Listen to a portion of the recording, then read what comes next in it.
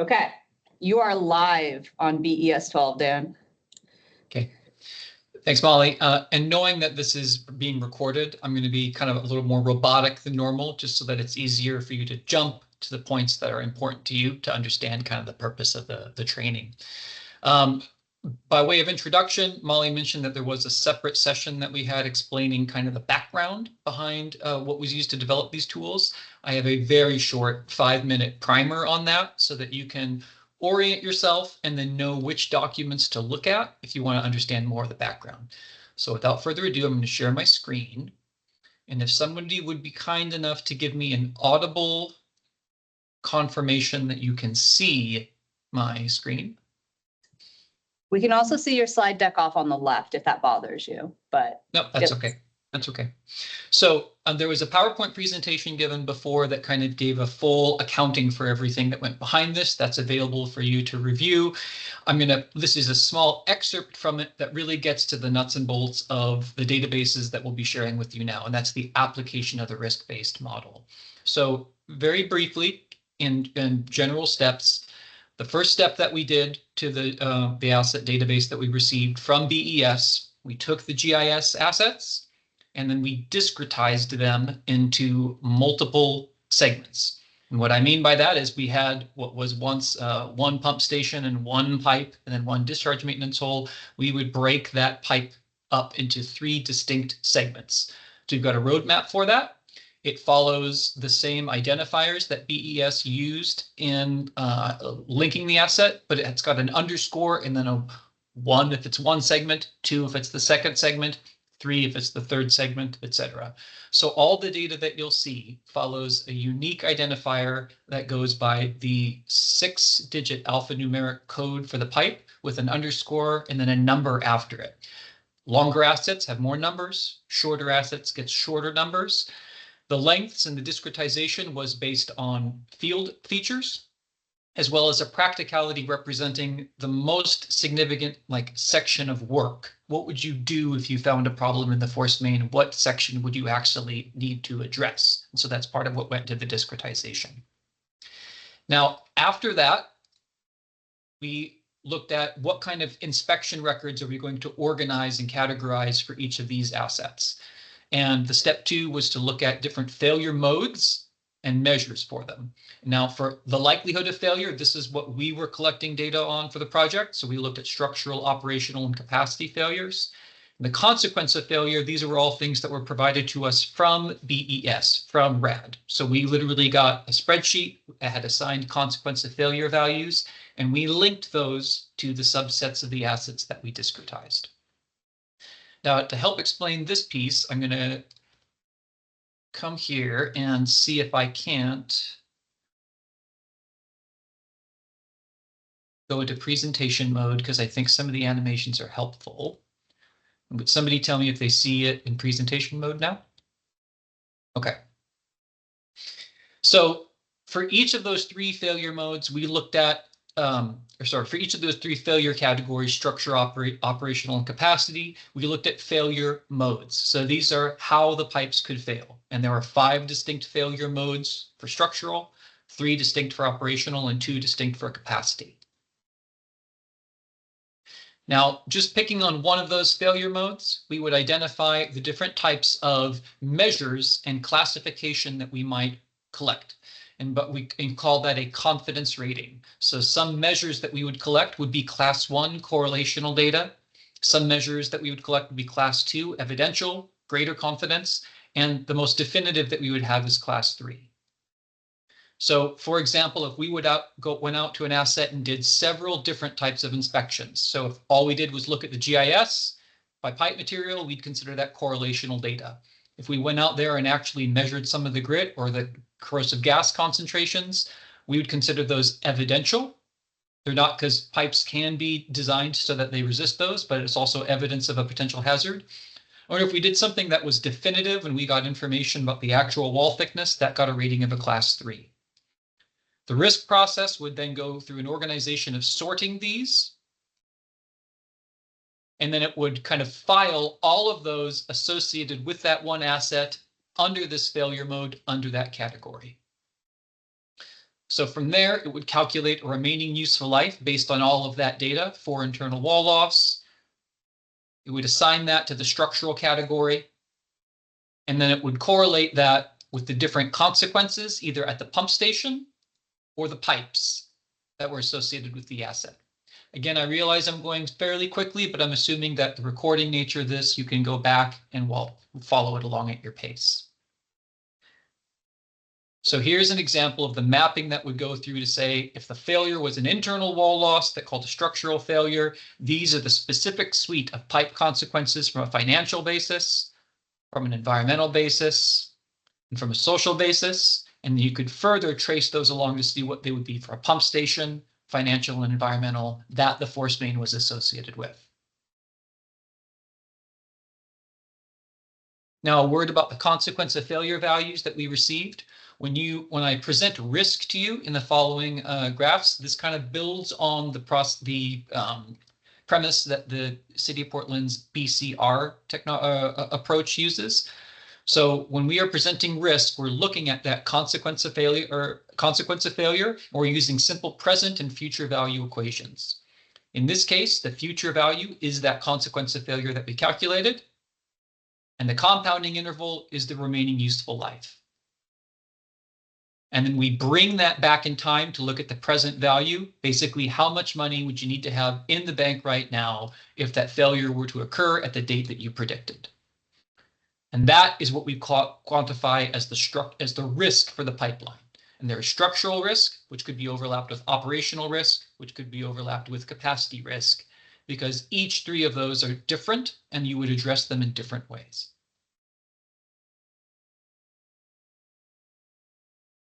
So that kind of shows the chain that would be automatically processed by the computer for one failure mode. And so for the rest of the project, we would collect thousands of inspection records. They would all go into the database for structural, more for operational, and more for capacity. And they would all be compared through this process to identify what the risk was. For your future reading, if you want to know what went behind the development of that risk method, you can look for task 2.1. This is a memorandum that was published that was basically setting the rules for what did the method need to accommodate to be part of BES's structure. And then a second memo, the 2.2 memo, actually gets into more detail and outlines the steps of rating calculations that go in for likelihood and consequence. And you can follow here section 3.2 and see step 1, 2, 3, 4 to 10, etc. You can follow along. Now, that being said, I'll move along and we'll get straight into actually showing the portal. So the first site that you will access will be our SharePoint site. So this was used for the entire project. So this is how we coordinated all of our activities internally and externally. And in this SharePoint site, you will see you have two big screen hot links. One is going to be to access the GIS web map that has the repository where all the inspection records were. And the other is our alluvial dashboard. And just a quick explanation as to why we have two instead of just one. We wanted to make sure that all the databases that we were building were going to be compatible with a GIS-based system. So we built the kernel, the database that has all of the information was built in GIS by GIS for GIS. And that's why we're going to be looking at this Esri map. But Esri didn't have the full suite of analytical and business insight tools that we wanted to quantify risk and visualize them. So we created a separate output from the GIS, literally an export from the GIS that we could import into a business analytics tool and create a second dashboard for visualizing the data and for making decisions. And so that's why we have an alluvial dashboard here, which I'll share. So first, if we were to click on the GIS web map, if you were to click on this, it will take you to a website like this. And if you're familiar, this is kind of our little mini version of Portland Maps, except just for the force main condition assessment program. So quick description of the windows here. On the left-hand side, this is going to be your filters where you can query for specific information.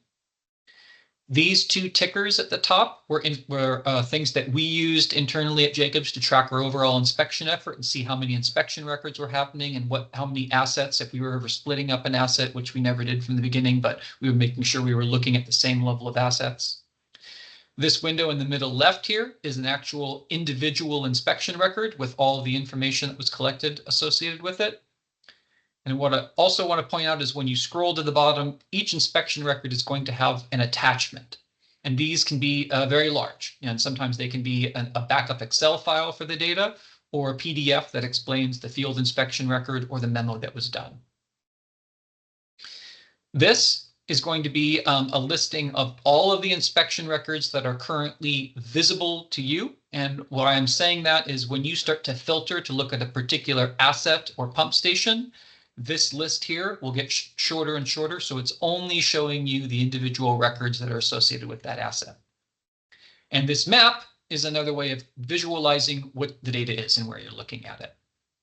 These are some additional analytics that we included to help our tracking purposes to see, which assets, how they were moving along. But this is eventually, this wasn't giving us the information that we wanted in depth, and so that's why we developed the Alluvial tool. So first, to show you an example about how you can look for the information. So your first option here, it'd be to come over to the left table. And if you want to just look at one particular force main, so for example, if we wanted to look at Holman, you could type in Holman. And it would show you now there's 5 segments that are associated with the Holman force main, 79 inspection records. And this is the listing of all the records that were on the Holman force main.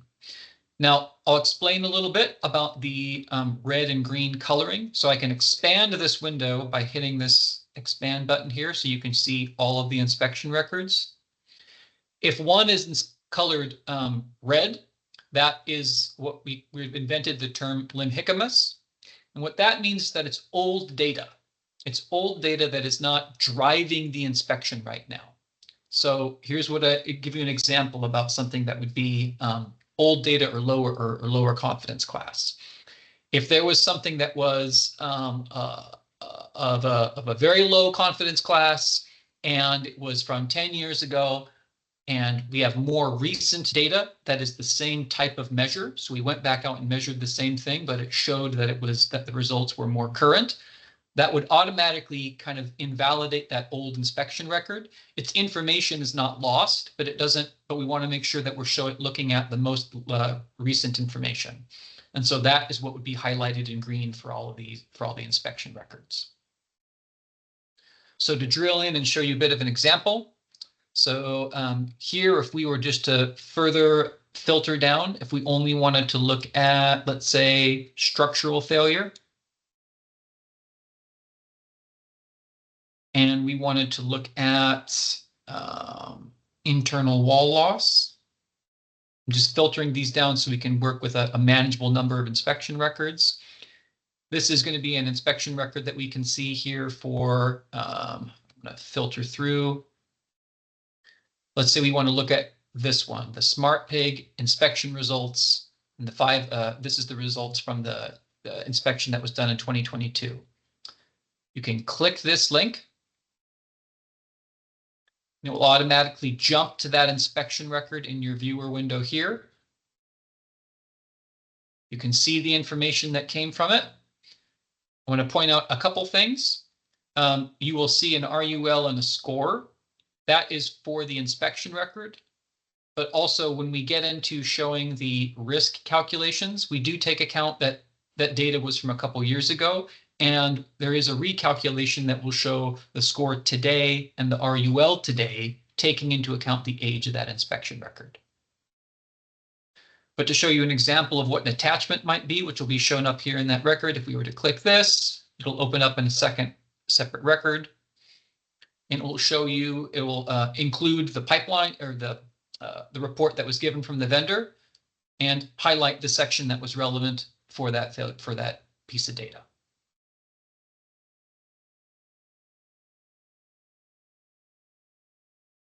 Okay, so a couple other features that I'll mention is if we wanted to reset everything. just by Dan, Yes. I had a quick question on the, when you're coloring those red and green. Yes. If you have an evidentiary, I'm saying it wrong, but you know, the highest level inspection, does it turn everything else red? oh, Does it overrule the others as being the thing we should focus on?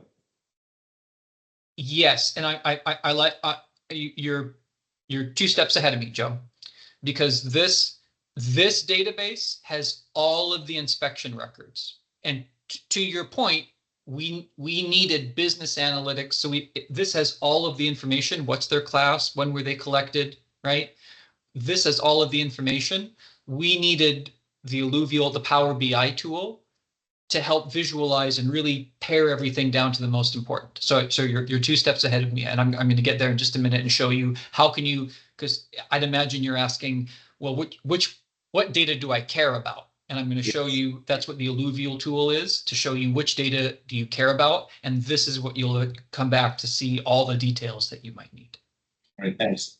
and I was just going to throw out there a clarification that one of the, to say it a slightly different way than Dan just mentioned, one of the reasons that there's so many inspection reports on the assets is because during the earlier phases of our effort, we took the full export of the known inspections, repairs, maintenance things, or prior inspections that like Mia's group might have done or I might have done during my pilot work, and created inspection records for those. So this does incorporate everything from that RFI period. We called it RFI because it was a request for information. So those got inspection records, so it attributed to these scores. So as long as people between 2021 and now sent Dan and I their inspection work or like their failure records, that's why we wanted all the info from Ankeny, it will be part of this because it's still separate from our internal databases, right? So I just wanted to highlight that because it does take into account our existing knowledge and then everything that Dan and my efforts did under this contract. All right, thanks, Dan. Just want to take a little bit of time to show a few more features that I think will be helpful for you as you're navigating this website. So first, to help visualize which asset that you're looking at, there are 2 ways to do it. One could be coming up here to the filter and inspection by pump station name. And let's say we were going to pick on, this time, Force Avenue. You could click on Force Avenue. And then if you weren't sure you wanted to see it on the map, this next filter lets you zoom to it by selecting it. So one option is just to select all of the assets that you'd want to zoom to, and the window will zoom to that so you can see it spatially. Where is Force Avenue and what is it? The other way that you can help kind of distill and filter down to get the records that you want, if I refresh the screen and start from 0 again.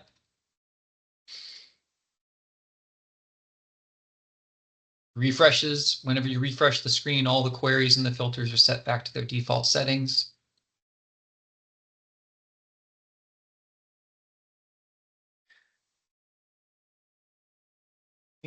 Another option would be to actually just zoom in on one particular. You can actually go to the window and kind of use the scroll wheel and zoom in, and you'll start to see the labels will show up.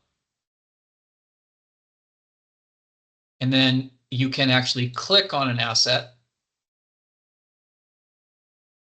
and it will, once it's selected, it will filter and show you all of the inspection records for that individual assets. So this is, for example, this is the first segment on Shipyard, and it will show you there are 17 inspection records for it. So you can kind of filter these, and these ones will only update for the ones that are associated with Shipyard.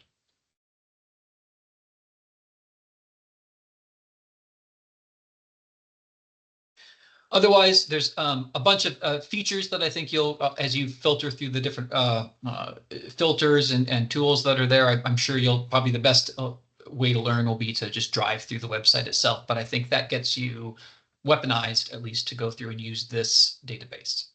So now to the next point that Joe had mentioned was, well, this shows all of the data. How do you focus on just the data that you would care about?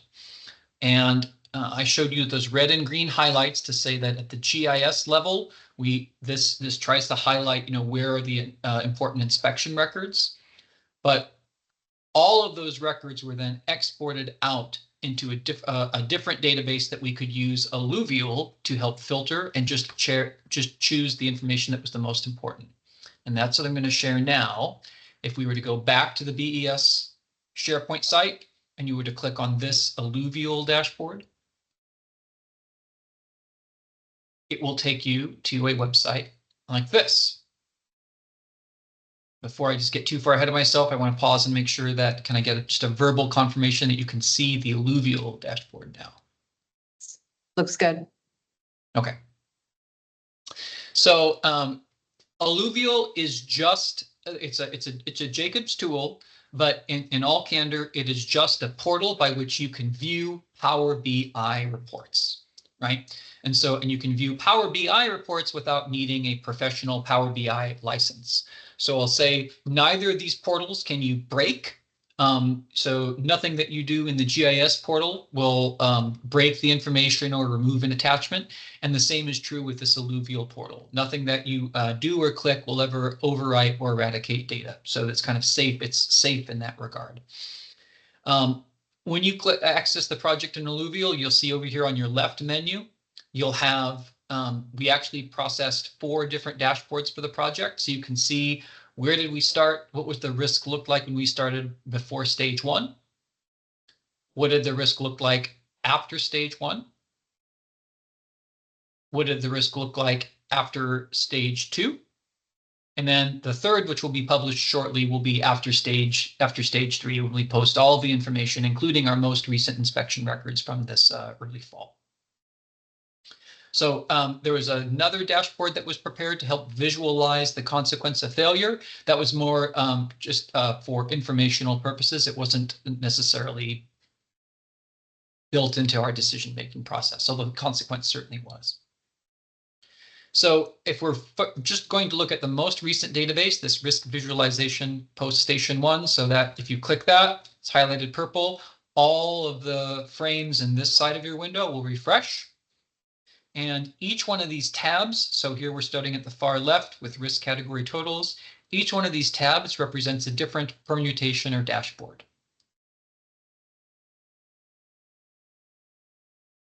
Now, I'll mention that there is a PDF that was developed during the first stage of this project, and that PDF has commentary that explains what each and every one of these graphs is meant to show.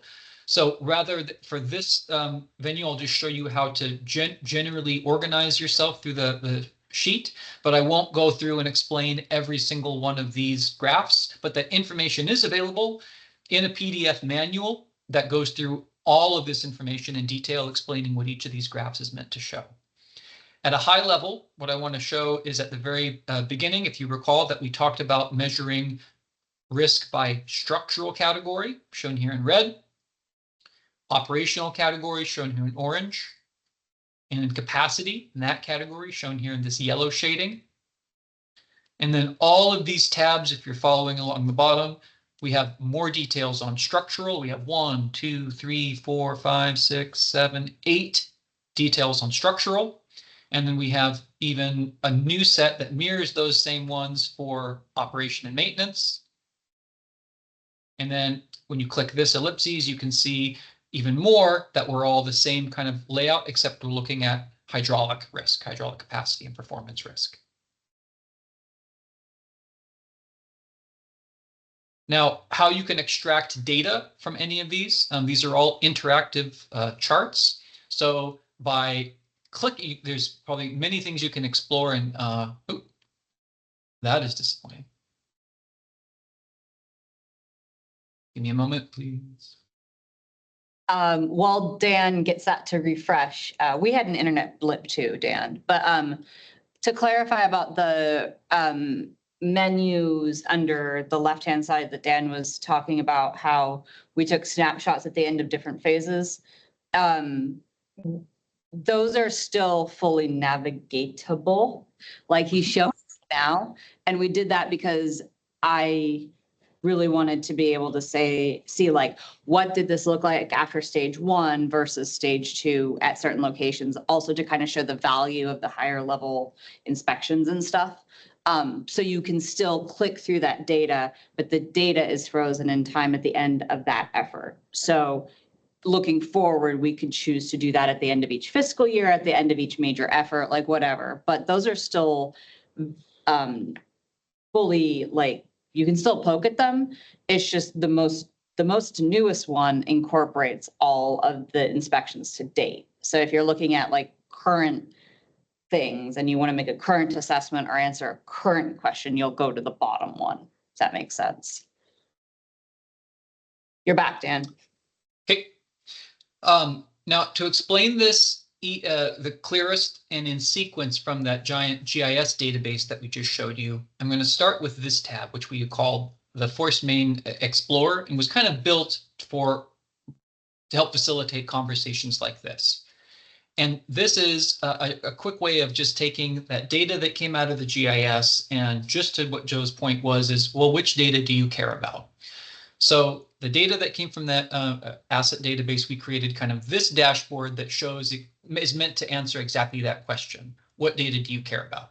And so if we were to pick on up here on the Force Main Explorer, we can pick whichever force main that we want to look at. In this case, it's Force Avenue. It's going to give us a couple just metrics about that force main, its length, size, material, when it was installed. It'll include our overall risk. But then if you recall, each of those boxes that we talked about from a structural standpoint, we had joint failure was a failure mode, internal wall loss was a failure mode, structure or external wall loss was a failure mode. Each of those is shown here in one of these graphs. And then we have the different assets starting with _1 from the pump station, playing out all along the alignment to the end, which is the last one before the discharge maintenance hole.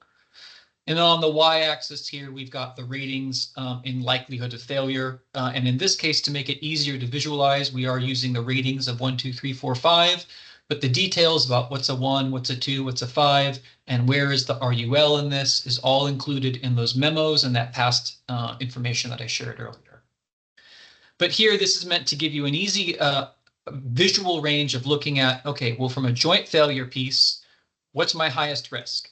And you can see your eye is immediately drawn to the highest bar here that shows, okay, for segment number 6, there was a leak or dye test that was performed. And when you hover your mouse over it, it's color coded to match with this legend key, and will also tell you what it was. There was a leak or dye test performed that said that this is our highest risk asset, and it's bubble number 6. And if you click that, the map should update to show you exactly where that is and where that risk exposure is. And this information that's displayed here all uses the same, it takes all of the information from the GIS, but follows that logical path that I had explained is described in those 2 memos, the risk memo 2.1 and the prioritization list 2.2, to produce and say, this is the one that we're going to focus and visualize on. Hey, Dan, quick question. Yes.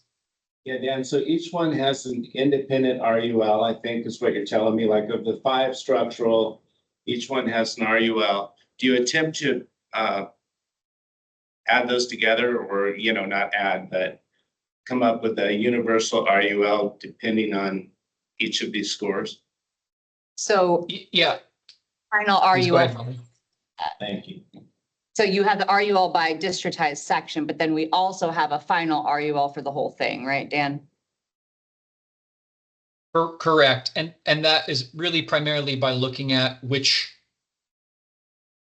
is the lowest RUL in the force main.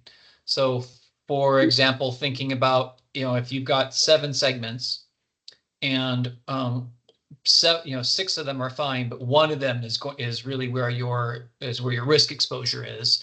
We're still looking at the consequence of failure of that one segment by itself and making sure that it doesn't get lost in the string of the 9 other segments that look good.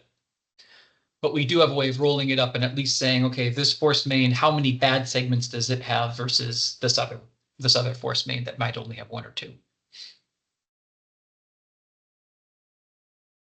So moving along from here, so if this is kind of an easy way of first visualizing what's the first step when all that data from the geo database comes into this this business analytics tool, you can see for each single asset, we have all of this information organized by remaining useful life and the consequences of failure, both environmental, financial, and social, that will be attributed to it.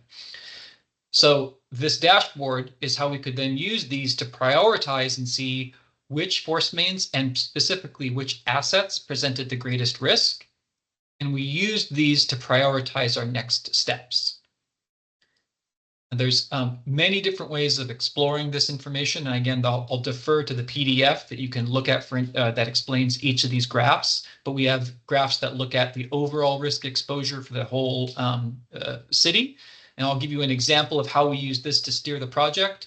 At the very beginning, when we did this desktop exercise, we saw that the vast majority of the city's risk exposure was structural risk, right? And that's borne out here. You can see the total amount is north of 60 million versus just a little over 5 and less than 5 for operational and performance.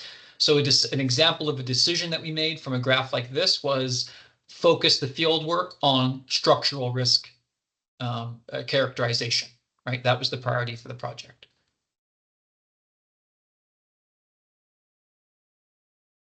Other tabs could look at it, and we could look at from an entire force main perspective to see, you know, from all the force mains that are in there, if we stacked up all the risk on top of each other, which force mains carried the most risk in general as a whole altogether.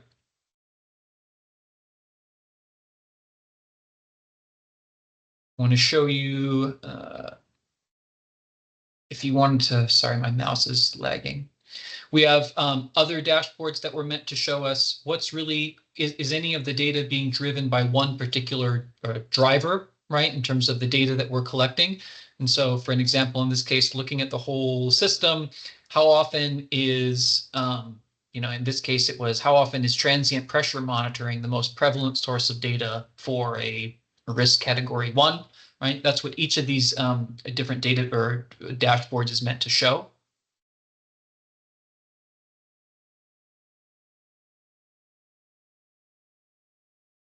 We had different visualization dashboards that you can access to see from a geospatial standpoint where the risk is, and different sliding bars. So if you wanted to focus on, you know, overall risk for anything over, let's say, you know, 1 million, you could enter that number in, and it would filter the dashboard to show you just the assets that had over $1 million worth of risk, and then identify them here on the right. I was offhandedly mentioning to Fred, but I'll throw that out there. The tab that Dan just showed is really nice for the holistic suggestions, like when we make for the fiscal year budgeting of like selection of inspection by prevalence. And then this tab is like amazing for reporting and also like snapshot gathering. So this replaces like at the time way back when the candy map idea of like visualization based on severity, and you can change the type of severity, or you can highlight specific stations every time, anytime you see the list with the black squares. So you could put together a visual that just shows your top 5 for like Aaron's program, for example. So you can also just force it to show the stations of interest. And you can do that for any visual through this whenever you see that list. So it's really a good way to do cumulative reports also. So you're abandoning the candy analogies? Or? I still use them, but I was told we don't call it that no more. I don't know. I like gummy worm pipes. They're very approachable.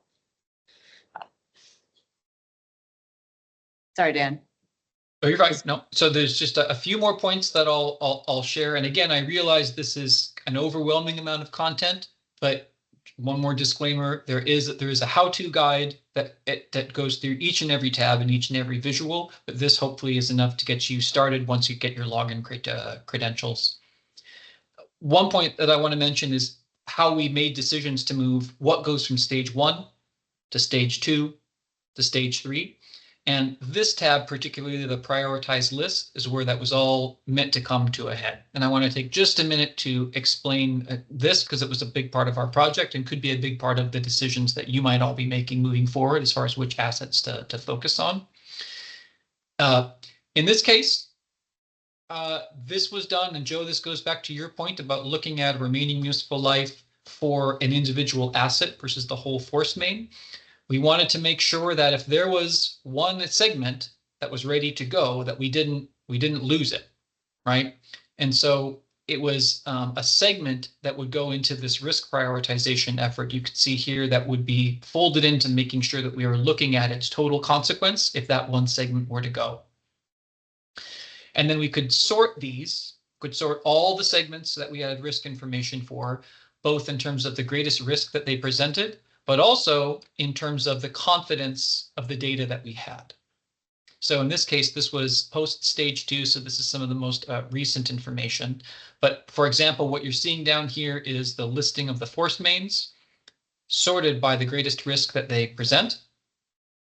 And the darker the data represents data that we have high confidence in. It was done from, definitive data. And the lighter the shades represent data that we have a lesser confidence in.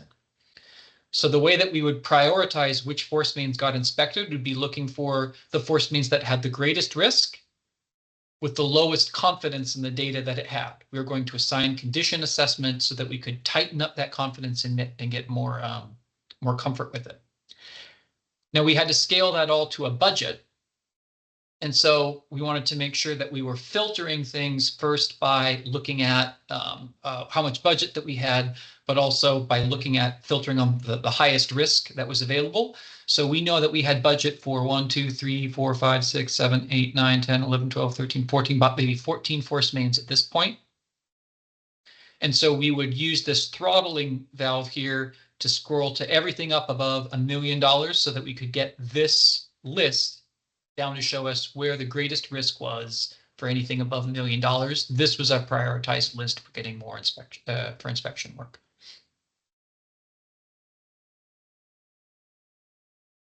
So I want to show 2 more features that will help navigate this website and before you get in there and explore. One feature is to show that all of this information is exportable. If you hover over if you click on a table and then if you hover over it,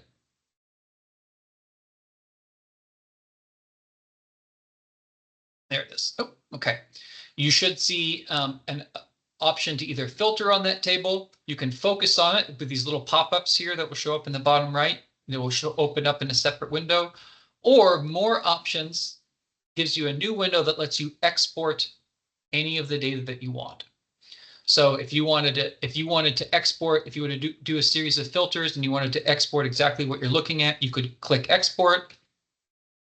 And it will say, do you want it with the current layout? Do you want it to be summarized? Or do you want all the underlying data? And it will show up as a download. In your recent downloads is the data export that you got. So all of this is going to be then put out as a tabular data set, and that is true for any of these visuals. So down here, if we click this, you can see that little pop-up shows up. You have more options. You can export the data that was used to generate this visual. So that's one feature that I want to show. The next feature that I also want to show is over here on the far right is a series of base filters. So these are other options that you can play with, and these will apply to, you can see that they're different organized on the right as either filters that you might want to apply to the visual.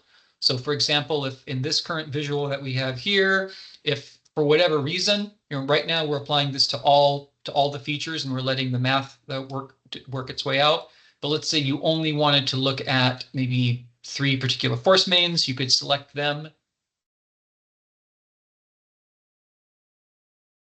And it would apply that filter to the current visual. Or you can apply filters just to the page. So that'll work on everything that's in the prioritized list, or filters on all pages. And this one, the main reason that I show you this is that when you the default setting, when you access all of these, because I would imagine that many of you will go here and ask, where's Inverness? Where's Ankeny? I want to point out that per our scope of work, we do have information on them, but when we were making decisions about where are we deploying tools, we wanted to make sure we weren't including those in our analysis. So we have a filter here that excluded. Let's see if I can expand this here so you can see it. So we only checked things that were fieldwork candidates. We did not look at fieldwork scope exclusions. So if you want to see all of the force mains in the BES system, you can select both of those.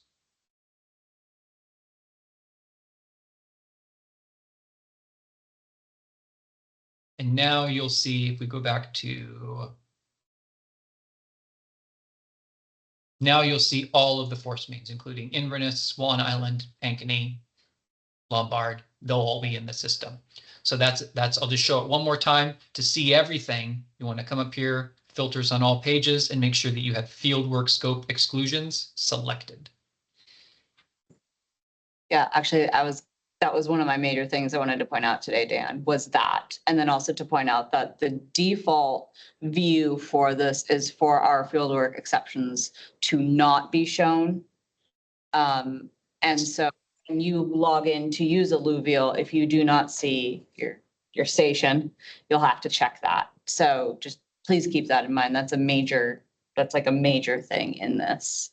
But the data that is in here, right, that's reflected in here from the GIS includes that desktop analysis for those exclusions. We made an executive to add that to our scope early with Jacobs as a scope increase, that our desktop analysis and the existing data on the exclusions would be included so that we could have an accurate portrayal of total city risk based on our current knowledge. So if there were other outside things that happened to the Big Seven while our project was going on, it's not reflected. But like when they pig Inverness, for example, we can put that in here to reflect the total thing.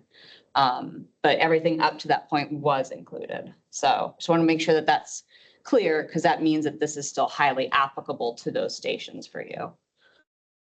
I don't want it to get lost. Okay, thanks, Dan. Mm-hmm. And I want to see if I could just make use of our time to jump and show you the PDF appendix that has, when it was part of our first deliverable. Let's see if I can effectively get to it. And while Dan's navigating that, I want to make sure, just for the record, to point out a little terminology thing. Our project had stages, and then we also had stages of field work. So one of the things to keep in mind when you're looking at this pile of PDFs that you have access to, or if you don't have access to these, you'll let me know. I'll make sure that that link gets refreshed. The stage 1 report contains information that is holistically applicable, because that's stage 1 for our project. So we started to move away from the use of stage 1, 2, and 3 as it relates to the type of inspection, and started calling it level 1, 2, 3. We made that shift because we realized it was confusing, but I want to kind of highlight that difference, because a lot of people said, well, I have the stage 2 report. Why do I need the stage 1 report? Because it's the project stage. So just keep that in mind, because that can, well, it honestly confused me at first too. So there you go. And I apologize. I think it might be good to stop the recording now, Molly. I know that I misplaced that PDF that has the explanation for each visual, but I'll provide it to you. That's okay. It's also, I put it on my OneDrive. It was one of it. It's contained in that total. There's a link I sent to everyone a while back that has all of our project stuff in it that's applicable, and it was in there. So we'll double check, make sure that it's. I am trying to stop the recording. Hold on. Stop.